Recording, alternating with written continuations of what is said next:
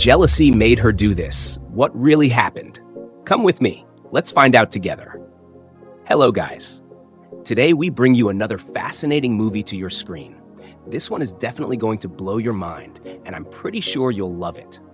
But before we dive in, why don't you grab some snacks and also subscribe to this channel for more amazing movies from us? The story begins with two young girls who went to fetch water. On their way back, a passing car splashed water on them. Shocked by the speed, they couldn't believe what had just happened.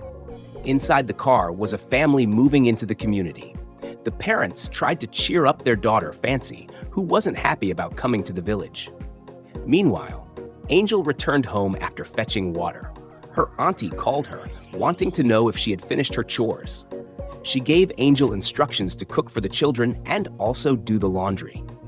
Angel explained that she needed to attend lessons since she hadn't gone in a while, but her auntie threatened her, forcing her to continue the chores. The next day, Fancy's mom called her for dinner.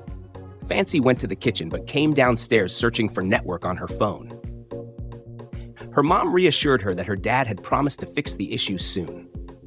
That same day, a young boy named Duke came into the living room. He grabbed the remote, wanting to watch a movie. His mom, who was on a call, noticed and was upset.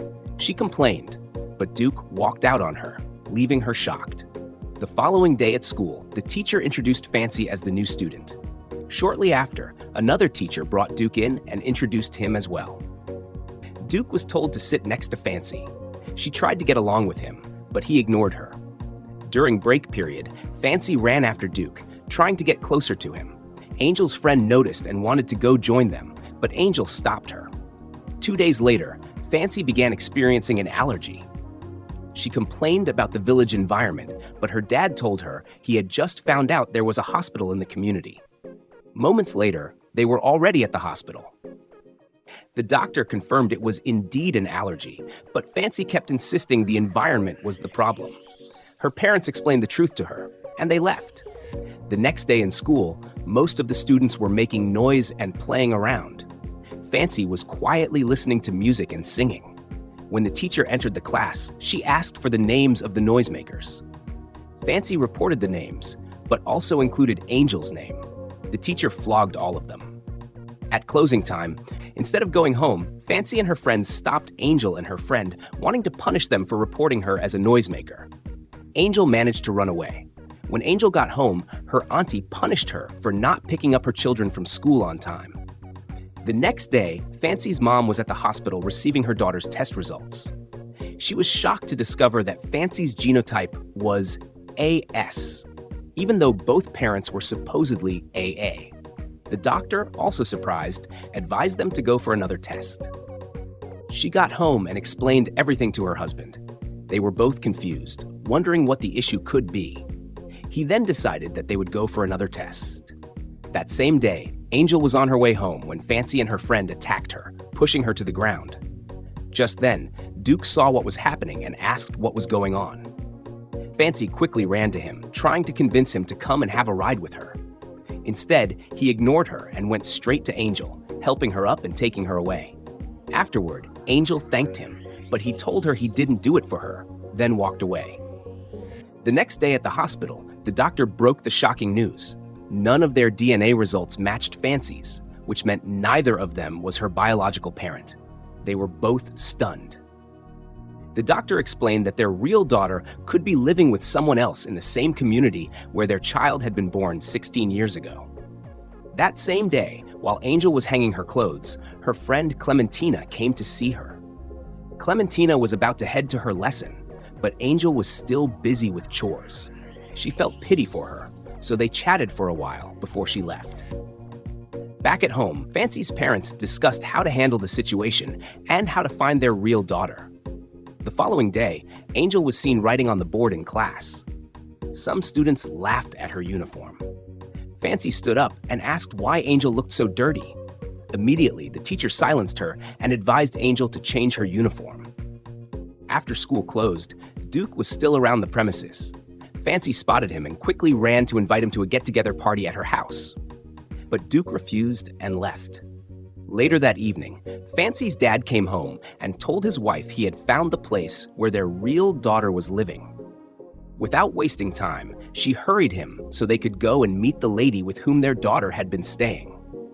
When they arrived, they explained what had happened, that there had been a baby switch at the hospital. They asked for a piece of Angel's hair to use for the DNA test. While they were talking, Angel arrived from school. Surprised to hear what they wanted, she stood quietly as her auntie pretended to be kind, telling Angel to go inside and read her book. Then, she secretly demanded money from Fancy's parents before allowing the test, claiming she had been the one taking care of Angel all these years. They left, promising to return.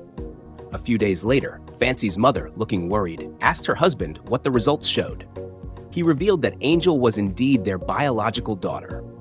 Overwhelmed with joy and emotion, she burst into tears. Meanwhile, that same day, Fancy was on the phone with her friend, plotting how to deal with Angel, when her parents came downstairs to talk to her. They broke the news that she was not their biological daughter. She couldn't believe it. Upset, she ran upstairs in tears. The next day, her parents discussed how to bring Angel home. While they were talking, Fancy came downstairs and asked if she was no longer going to be their daughter. They drew her close and reassured her that she would always be their daughter, no matter what. Later, Mrs. Carty spoke with Angel, explaining that the people who had come earlier were her real parents and that she would soon be leaving to live with them. That same day, Duke was in the dining room when his mom arrived, speaking on the phone about the baby switch. As Duke was about to leave, greeting her on his way out, she stopped him and explained what she was talking about. Duke, instead of showing surprise, only wished it had been him, then walked out, leaving his mom in shock. The following day, Fancy and her mom were preparing to pick up Angel. Fancy asked if she looked okay. After some conversation, her dad reassured her that they would adopt Angel, and then they left. When they arrived, both Fancy and Angel were shocked to see each other. Without wasting time, they quickly took Angel and left, almost forgetting about Fancy. Back at home, Angel's mom was looking through her clothes, which were not nice at all. She planned on getting something new for her. Just then, Fancy walked in. Angel's mom asked Fancy to help Angel with her clothes until she got new ones. Shortly after, she received a call that required her to step out. That was Fancy's chance to continue what she couldn't finish. She warned Angel, threatening her, even though Angel only wanted peace. The next day, everyone was in the living room having a good time together. Back at school, Fancy was gossiping with her friends, telling them that Angel was adopted by her parents, when in reality, it was Fancy who wasn't their daughter. While chatting, she saw Duke and quickly stood up to invite him to hang out with her. But Duke warned her to stop disturbing him. 2 days later, Angel rushed to show her mom a new dress. She was so excited because she loved how it looked on her. Her mom asked her to try on the second one as well. Fancy, who had wanted to watch a series with her mom, was told instead that they were going out for ice cream with Angel. Fancy grew upset. The following day, Angel and her dad were playing a game when Fancy interrupted, saying she wanted ice cream. Her dad, not giving her much attention, told her to check the fridge as there should be some there. She got upset and left. That night, Angel and her mom were having a lovely time together, while Fancy stood behind them, watching in silence. The next day, Angel's dad bought her a new phone. She was so excited about it. 2 days later, the family went out. When they returned home, Fancy noticed the attention she used to get had now shifted to Angel. She felt bad. The following day, Angel shared her sad story with them. They felt pity for her, while Fancy just stared at them in silence. The next morning, Angel and Fancy were about to leave for school. Fancy tried to push Angel into the back seat, insisting she usually sat in the front. The argument escalated into a fight until their mother came out and stopped them. Fancy quickly pretended that Angel had been hurting her all along. After scolding Angel, their mom sent them off to school. At school, Fancy dragged Angel aside to pour out her anger.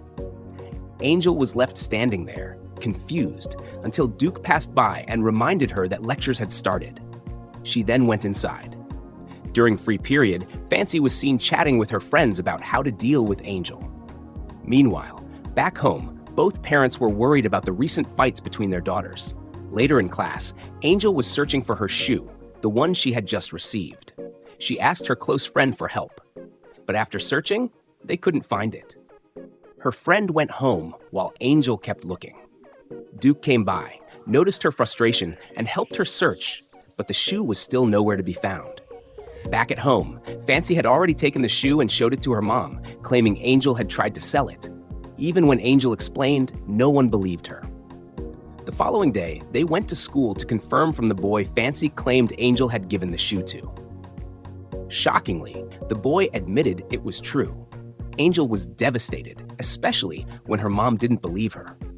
Meanwhile, Fancy was walking with her friends, bragging about how she was going to deal with Angel and make her mom chase her away. Meanwhile, Angel was still in the classroom after everyone else had gone home. She was crying when Duke came in, concerned about her. This time, they both got along pretty well. He even took her to his house, where they chatted, ate, and got to know each other better. The next day at school, Duke went to sit close to Angel. Fancy stared at them as they laughed and talked, then later went home together. From the bushes, Fancy and her friend appeared, whispering bad words against Angel. The following day, Fancy screamed for her mom, saying she couldn't find her clothes in the wardrobe. Surprised, her mom went upstairs to confirm. Moments later, Fancy and her mom found the clothes in the waste bin. She called Angel to confirm, but Angel insisted she hadn't done it. Still, they doubted her. That same day, when their dad returned, he sat them down and asked the same question. Angel explained that she hadn't done it. As the two girls argued, Fancy blackmailed Angel by pretending to cry.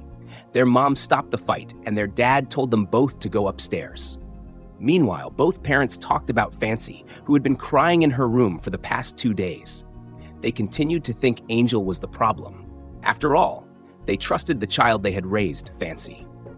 2 days later, while Duke was in class, Fancy came to confront him, wanting to know why he had changed seats.